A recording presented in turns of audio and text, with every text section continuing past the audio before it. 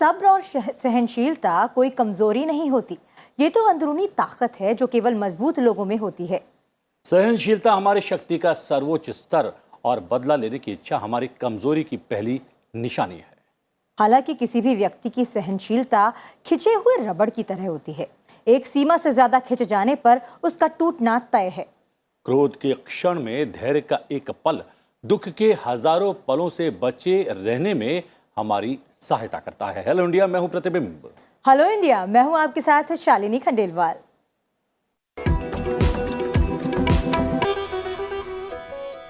और सबसे पहले जानते हैं हेलो इंडिया में आज क्या है खास। हेलो इंडिया हाइलाइट्स में हेलो इंडिया में जानेंगे देश दुनिया का हाल, नजर डालेंगे राष्ट्रीय खबरों पर, साथ ही जानेंगे राज्यों से जुड़ी खबरों पर और अंतर्राष्ट्रीय समाचार भी होंगे आपके पास। टेक क्लास के जरिए आपको ले चलेंगे तकनीक की दुनिया में और बताएंगे यूट्यूब पॉलिसी के बारे में। साथ ही जानेंगे तेज गर्मी से निजात पाने का क्या है सबसे खास और पारंपरिक उपाय। पलटेंगे इतिहास के पन्नों को, जानेंगे आज के दिन से जुड़ा हुआ इतिहास।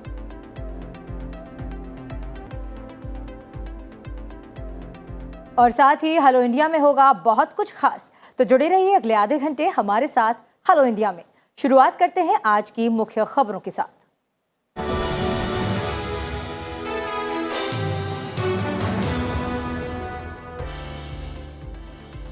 खबरें देश से। प्रधानमंत्री नरेंद्र मोदी की मौजूदगी में 3 दिन तक चलने वाले रायसीना डायलॉग का 7वां संस्करण का आगाज नई दिल्ली में हो गया है। इस कार्यक्रम में प्रधानमंत्री नरेंद्र मोदी और यूरोपीय संघ की अध्यक्ष उर्सुला वॉन डेर लेन के साथ बातचीत में दोनों नेता भारतीय यूरोपीय संघ रणनीतिक साझेदारी की समीक्षा करने के लिए तैयार हो गए और व्यापार, जलवायु, डिजिटल प्रौद्योगिकी और लोगों के बीच संपर्क जैसे क्षेत्रों में सहयोग को प्रगाढ़ बनाने पर सहमत हुए। दोनों नेताओं ने तेजी से बदलते भू राजनीतिक स्थिति के परिप्रेक्ष्य में विश्वसनीय प्रौद्योगिकी और सुरक्षा सुनिश्चित करने संबंधित चुनौतियों के समाधान के लिए यूरोपीय संघ भारत व्यापार और प्रौद्योगिकी परिषद की शुरुआत किए जाने को लेकर भी फैसला किया है। 27 अप्रैल तक चलने वाले सम्मेलन में 90 देश शामिल हो रहे हैं। आपके नेतृत्व में भारत और यूरोप के संबंधों को एक नई ऊंचाई मिल रही है, संपर्कों के नए क्षेत्र खुल रहे हैं और ये हमारा सहयोग और अधिक हमारे संबंधों को आगे बढ़ाएगा, ये मेरा पक्का विश्वास है।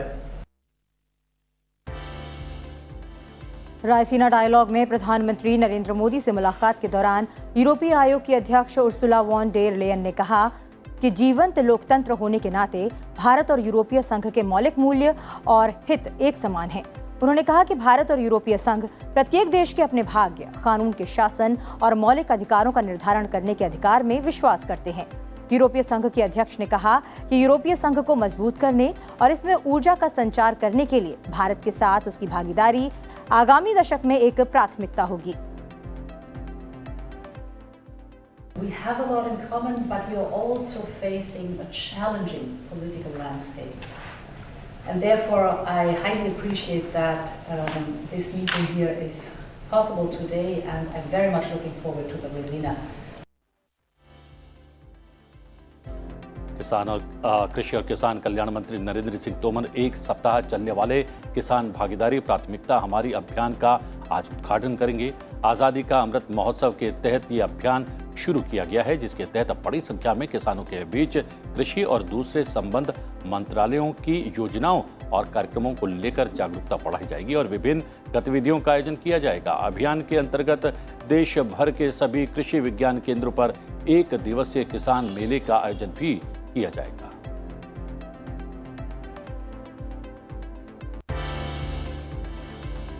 वित्तीय वर्ष 2021-22 में भारत से 346 करोड़ 40 लाख डॉलर के सिरेमिक्स और ग्लासवेयर उत्पादों का रिकॉर्ड निर्यात हुआ। इस उपलब्धि पर वाणिज्य और उद्योग मंत्री पीयूष गोयल ने कहा कि ये सिरेमिक्स, टाइल्स और सैनिटरी वेयर के निर्यात में भारी बढ़ोतरी के कारण मिली है।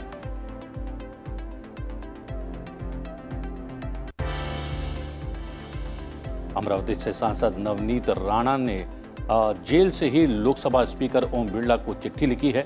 राणा ने चिट्ठी में मुंबई पुलिस पर कई आरोप लगाए हैं। उन्होंने लिखा है कि पूरी रात पीने के लिए जेल में पानी मांगा, लेकिन पीने के लिए पानी नहीं दिया गया। लोकसभा इधर बम्बई उच्च न्यायालय ने अमरावती की सांसद नवनीत राणा और विधायक पति रवि राणा की गिरफ्तारी के लिए दर्ज प्राथमिकी को रद्द करने से इनकार कर दिया है। इन दोनों को मुंबई में महाराष्ट्र के मुख्यमंत्री उद्धव ठाकरे के निजी आवास के बाहर हनुमान चालीसा पाठ करने को लेकर गिरफ्तार किया गया था। FSSAI ने खाद्य व्यापारियों और उपभोक्ताओं के लिए food safety connect app launch किया है। इसके द्वारा सरलता से FSSAI पंजीकरण का आवेदन किया जा सकता है। उपभोक्ता इस ऐप का उपयोग संबंधित शिकायतों को दर्ज करने के लिए भी कर सकते हैं। उपराष्ट्रपति एम वेंकैया नायडू ने निर्यातकों से देश की आर्थिक गति को बनाए रखने के लिए दुनिया भर में नए बाजारों का पता लगाने को कहा है। चेन्नई में उपराष्ट्रपति ने कहा कि विशेष आर्थिक क्षेत्र के तहत make in India, local goes global और ईज ऑफ डूइंग बिजनेस की अवधारणाओं को बढ़ावा देने के लिए एक आदर्श मंच है। उन्होंने चेन्नई में मद्रास निर्यात प्रसंस्करण क्षेत्र की इकाइयों के लिए निर्यात उत्कृष्टता पुरस्कार प्रदान किए। लोकसभा अध्यक्ष ओम बिरला ने सिंगापुर में INA स्मारक जाकर भारतीय राष्ट्रीय सेना के योद्धाओं को श्रद्धांजलि दी। उन्होंने कहा कि वीर सैनिकों की याद में बना स्मारक हमें भारत की आजादी के लिए शहीदों के सर्वोच्च बलिदान की याद दिलाता है। सुप्रीम कोर्ट ने जम्मू कश्मीर को विशेष दर्जा देने वाले संविधान के अनुच्छेद 370 को निरस्त किए जाने के खिलाफ दाखिल याचिकाओं पर ग्रीष्मकालीन अवकाश के बाद सुनवाई करने पर सहमति जता दी है।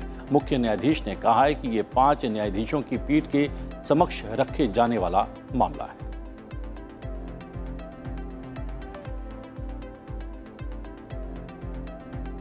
और अब खबरें राज्यों से।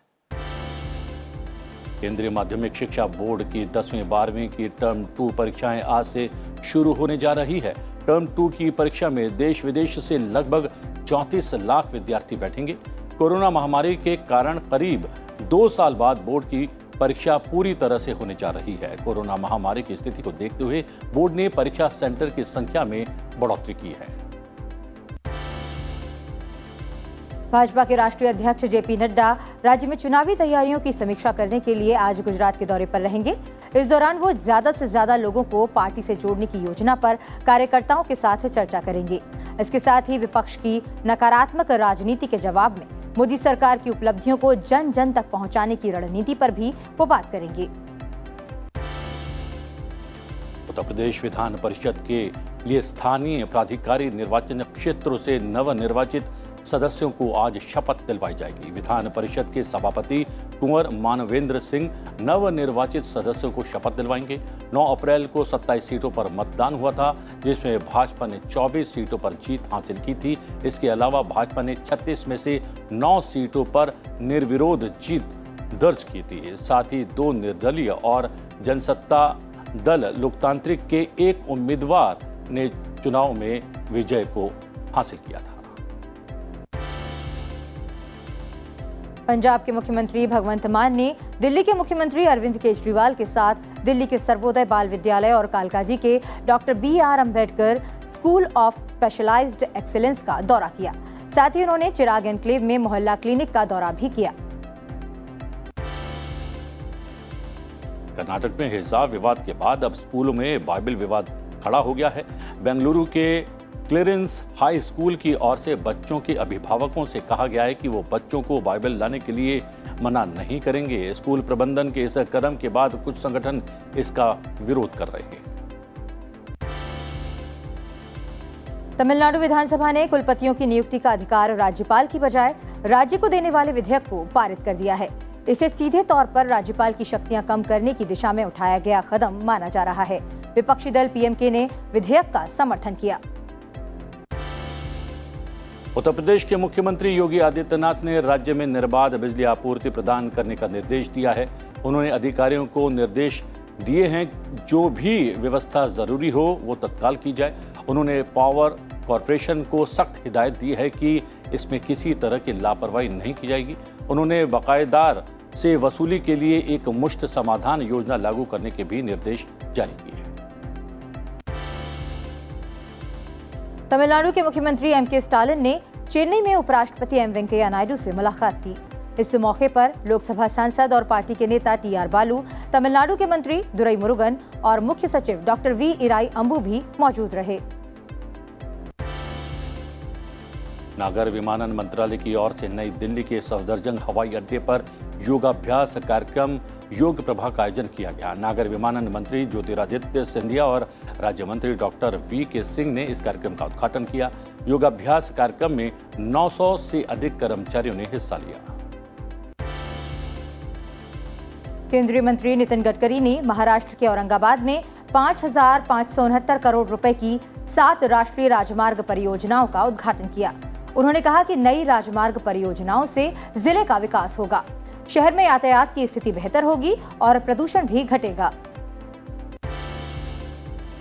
महाराष्ट्र बीजेपी के एक प्रतिनिधि मंडल ने बीजेपी नेता किरीट सोमैया पर हुए हमले के मामले में गृह राज्य मंत्री नित्यानंद राय से मुलाकात की। प्रतिनिधि मंडल ने महाराष्ट्र में टेरर और पुलिस के गलत उपयोग करने की शिकायत दर्ज की।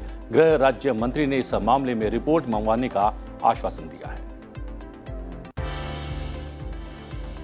भारत इजराइल के बीच राजनयिक संबंधों के 30 साल पूरे होने पर केंद्रीय मंत्री मीनाक्षी लेखी ने दिल्ली में वॉल आर्ट पीस का अनावरण किया। उन्होंने कहा कि इजराइल के साथ भारत के रिश्ते बहुत पुराने हैं और दोनों देशों के बीच सहयोग आगे भी ऐसे ही बना रहेगा।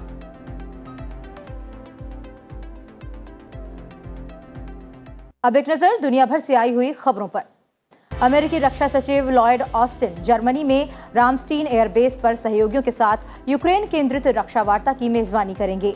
बैठक में नाटो के रक्षा मंत्रियों और अन्य देशों के भाग लेने की उम्मीद है। बैठक में चर्चा के दौरान रूस यूक्रेन युद्ध अपडेट, यूक्रेन के लिए अतिरिक्त सुरक्षा सहायता और यूरोप में लंबी अवधि की रक्षा जरूरतों को देखा जाएगा। उधर पड़ोसी मुल्क श्रीलंका में वर्तमान सरकार मुश्किल में है। अभी कुछ समय पहले ही पूरी कैबिनेट के खिलाफ जोरदार विरोध प्रदर्शन हुए थे, जिसमें श्रीलंका सरकार की पूरी कैबिनेट ने इस्तीफा दे दिया था। वहीं अब संयुक्त विपक्ष ने सरकार के खिलाफ अविश्वास प्रस्ताव लाने की तैयारी कर ली है। विपक्षी दलों ने दावा किया है कि अब सरकार के खिलाफ पूरा विपक्ष एक हो चुका है और वो जरूरी संख्या बल भी जुटा चुका है। रूस और यूक्रेन के बीच युद्ध को 60 से ज्यादा दिन हो चुके हैं। इस बीच यूक्रेन ने दावा किया है कि अब तक वो रूस के 21,800 सैनिकों को मार चुका है। हालांकि रूस ने इन संख्याओं की पुष्टि नहीं की है। यूक्रेन का कहना है कि वो रूस के 873 टैंकों, 2,238 बख्तरबंद वाहनों, 179 विमानों और 154 हेलीकॉप्टर के साथ ही 408 आर्टिलरी सिस्टम को भी नष्ट कर चुका है। फ्रांस में एमैनुएल मैक्रों दूसरे कार्यकाल के लिए राष्ट्रपति होंगे। उन्होंने चुनाव जीत लिया है। उनकी प्रतिद्वंदी दक्षिणपंथी मारिन ले पेन को 41.08% वोट मिले। प्रधानमंत्री नरेंद्र मोदी ने मैक्रों को दोबारा फ्रांस का राष्ट्रपति चुने जाने पर बधाई दी है। चीन में कोरोना की रफ्तार तेजी से बढ़ रही है। शंघाई में 18 अप्रैल को कोरोना के कारण पहली मौत की घोषणा की गई थी। इसके बाद 24 अप्रैल को 39 और 25 अप्रैल को 51 मौतें हुई। चीन के राष्ट्रीय स्वास्थ्य आयोग के आंकड़ों से पता चला है कि लॉकडाउन में कुल मौतों की संख्या 87 हो गई है, जबकि कुल 22,000 नए मामले सामने आए। दक्षिण पूर्वी नाइजीरिया में एक अवैध तेल रिफाइनरी में हुए विस्फोट में कम से कम 100 लोगों की मौत होने की आशंका है। फिलहाल शवों की तलाश तेजी से की जा रही है। इसके अलावा विस्फोट में शामिल 2 संदिग्धों की तलाश भी शुरू हो चुकी है। नाइजीरिया के राष्ट्रपति मोहम्मदू बुहारी ने विस्फोट को एक दुर्घटना और राष्ट्रीय आपदा करार दिया है। 24वें ग्रीष्मकालीन बधिर ओलंपिक्स 1 से 15 मई तक ब्राजील के कैक्सियस में आयोजित किए जाएंगे। इनमें 39 पुरुष और 26 महिलाएं भारत का प्रतिनिधित्व करेंगी। खेल मंत्री अनुराग ठाकुर ने कहा कि इन खेलों में भारत से पहली बार इतनी बड़ी संख्या में खिलाड़ी भाग ले रहे हैं।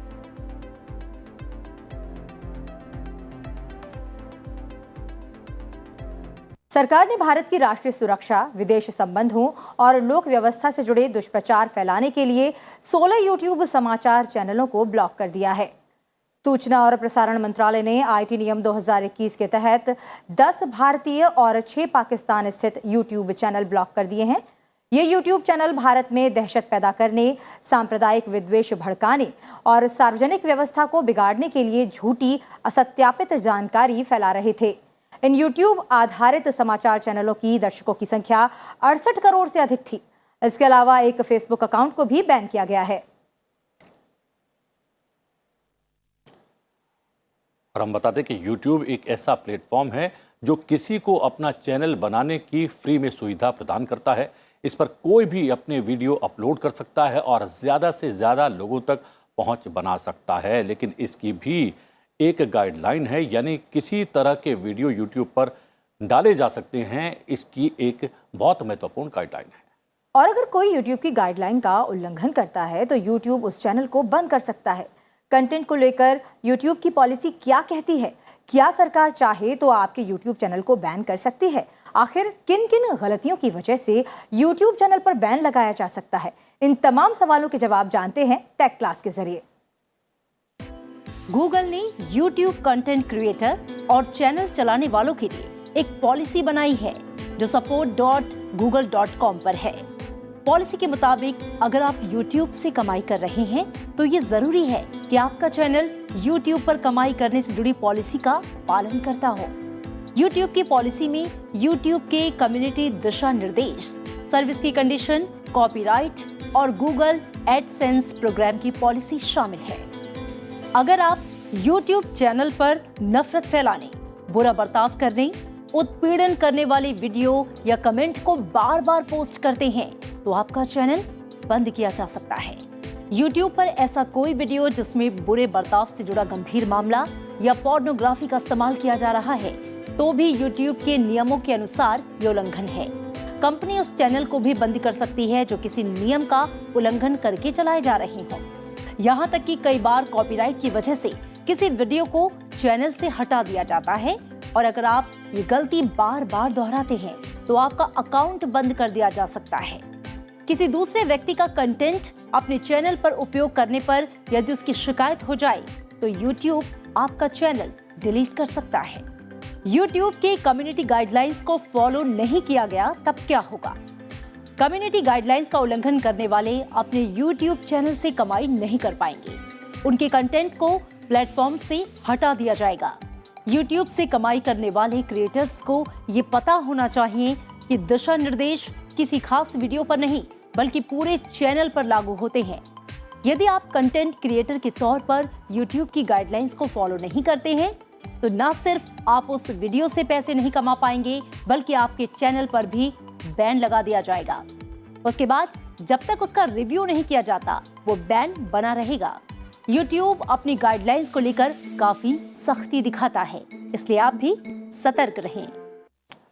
फिलहाल वक्त है एक छोटे से ब्रेक का, लेकिन ब्रेक पर जाते जाते आपको दिखाते हैं केरल के एक स्कूल की तस्वीरें। प्रतिबिंब दरअसल केरल के कोट्टायम में स्कूल के छात्रों ने स्कूल का कायाकल्प कर दिया है। बच्चों ने बेहतरीन पेंटिंग्स बनाई है और स्कूल की तस्वीर ही बदल दी है। स्कूल इन द फॉरेस्ट के कॉन्सेप्ट पर बच्चों ने पूरे दीवार की पेंटिंग की है। तो आप भी लीजिए आनंद मनमोहक पलों का और ब्रेक के बाद आपको बताएंगे क्या है आज के दिन का इतिहास।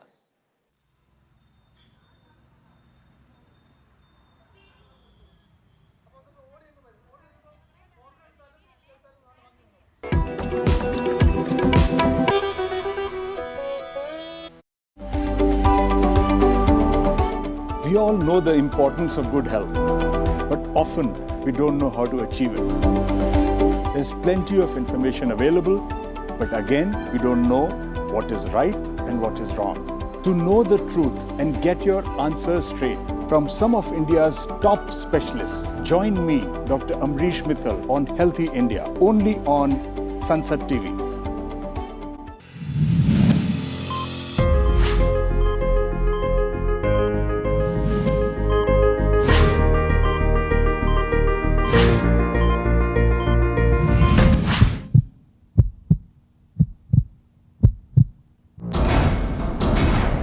What is India's perspective on global issues? How is India navigating its bilateral and multilateral relations? How do we decode foreign policy? and what is the impact India is having on the world. For an in-depth analysis of international affairs, watch Diplomatic Dispatch with me, Vikas Swaroop, only on Sunset TV.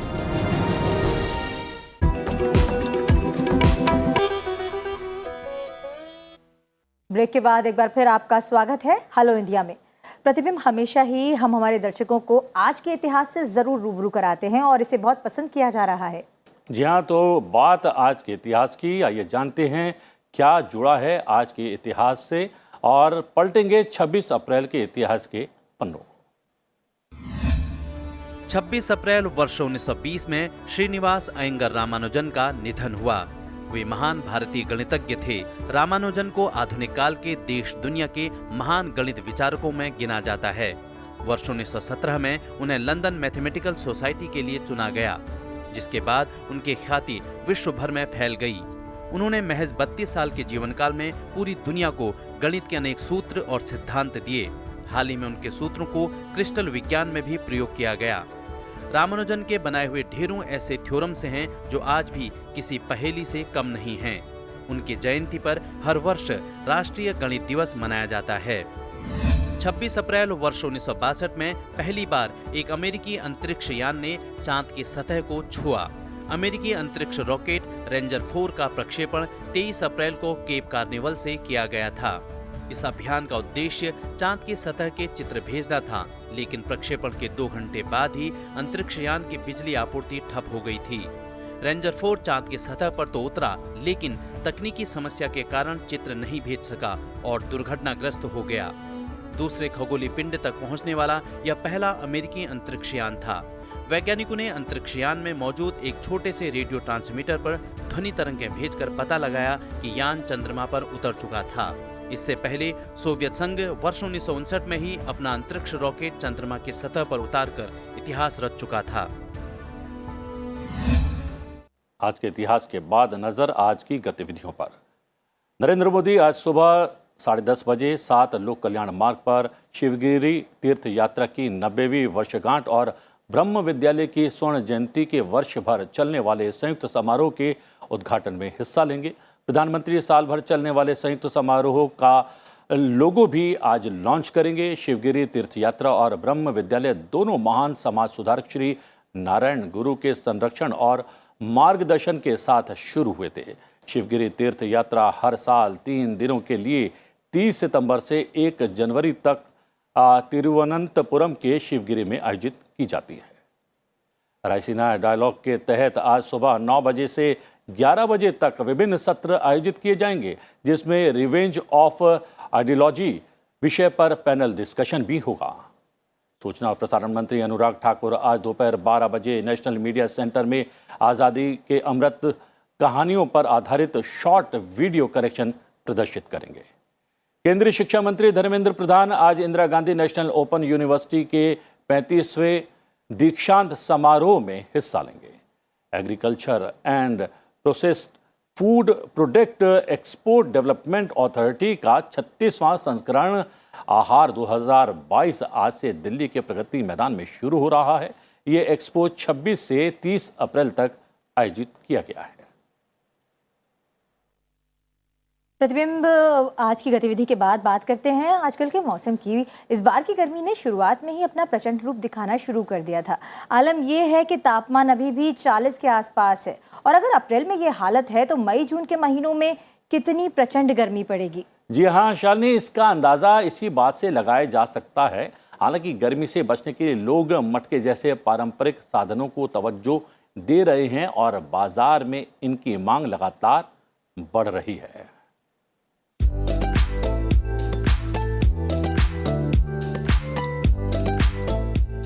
गर्मी बढ़ने के साथ ही मिट्टी से बने मटकों की मांग भी बढ़ गई है।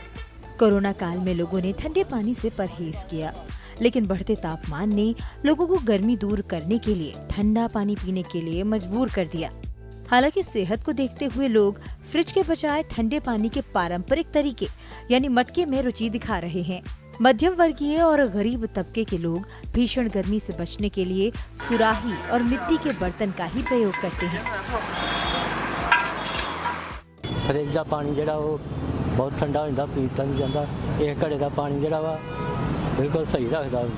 ਘਰੇ ਦਾ ਪਾਣੀ ਜਿਹੜਾ ਬਹੁਤ ਠੰਡਾ ਵਾ, ਫ੍ਰਿਜ ਦਾ ਪਾਣੀ ਜਿਹੜਾ ਸਾਨੂੰ ਨਹੀਂ ਸਿਖਾਉਂਦਾ ਨਹੀਂਗਾ। ਇੱਕ ਤੇ ਮਤਲਬ ਆਪਣੀ ਹੱਡੀ ਜਿਹੜੇ ਅੰਦਰ ਦੇ ਨਾੜਾਂ ਜਿਹੜੀਆਂ ਵਾ ਉਹ ਸਹੀ ਰਹਿੰਦੀਆਂ ਵਾ, ਫ੍ਰਿਜ ਦੇ ਪਾਣੀ ਨਾਲ ਨਾੜਾਂ ਜਿਹੜੀਆਂ ਕਮਜ਼ੋਰ ਹੋ ਜਾਂਦੀਆਂ ਵਾ। ਘੜਿਆਂ ਦਾ ਪਾਣੀ ਸ਼ੁੱਧ ਹੁੰਦਾ ਹੈ, ਮਿੱਟੀ ਸ਼ੁੱਧ ਹੁੰਦੀ ਹੈ, ਇਹਦਾ ਪਾਣੀ ਬਹੁਤ ਹੀ ਮਿਠਾਸ ਵਾਲਾ ਹੁੰਦਾ। ਫ੍ਰਿਜ ਦਾ ਪਾਣੀ ਹੈ ਥੋੜਾ ਪੇਟ 'ਚ ਜਿਹੜੀ ਭਾਰਾਪਨ ਕਰ ਦਿੰਦਾ ਹੈ। ਘੜਿਆਂ ਦਾ ਪਾਣੀ ਇਹ ਕੰਮ ਨਹੀਂ ਕਰਦਾ। ਘੜਿਆਂ ਦਾ ਪਾਣੀ ਪੀਣ ਨਾਲ ਸਿਹਤ ठीक रहती है।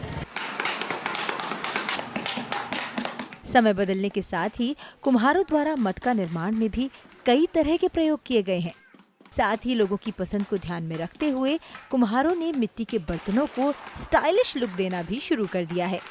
अब बाजार में रंग बिरंगे और नक्काशीदार मटके भी उपलब्ध हैं और इनकी मांग भी दिनों दिन बढ़ती जा रही है। नक्काशीदार मटकों से ठंडा पानी तो मिलता ही है, साथ ही ये किचन की शोभा बढ़ाने का भी काम करता है।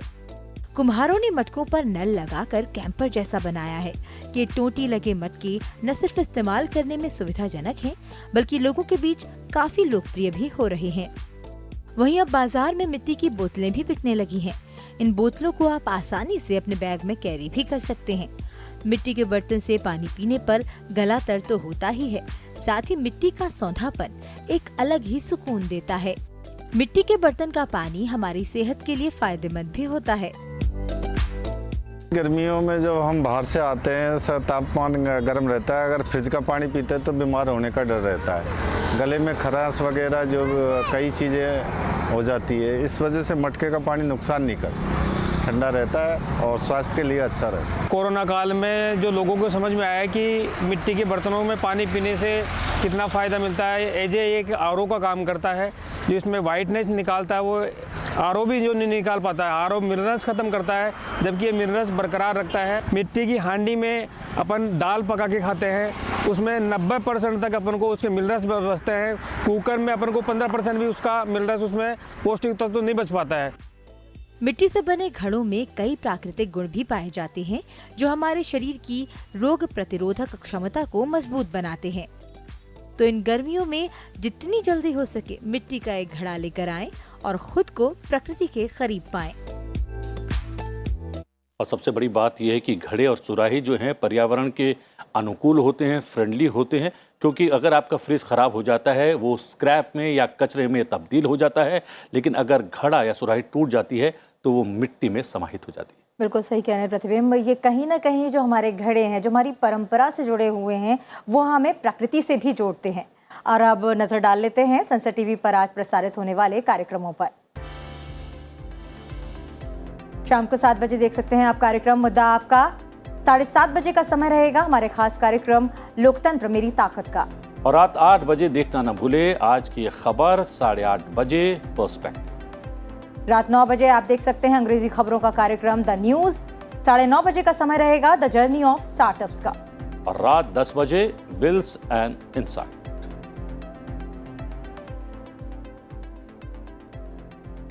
तो फिलहाल हमारी खास पेशकश में आज के लिए इतना ही। हेलो इंडिया में दिखाई गई सभी खबरें, पॉजिटिव स्टोरीज को आप हमारे सनसेट टीवी के सोशल मीडिया के सभी प्लेटफॉर्म्स पर देख सकते हैं। आप हमारी मोबाइल ऐप सनसेट टीवी को भी डाउनलोड कर सकते हैं। फिलहाल हमें दीजिए इजाजत। नमस्कार। नमस्कार।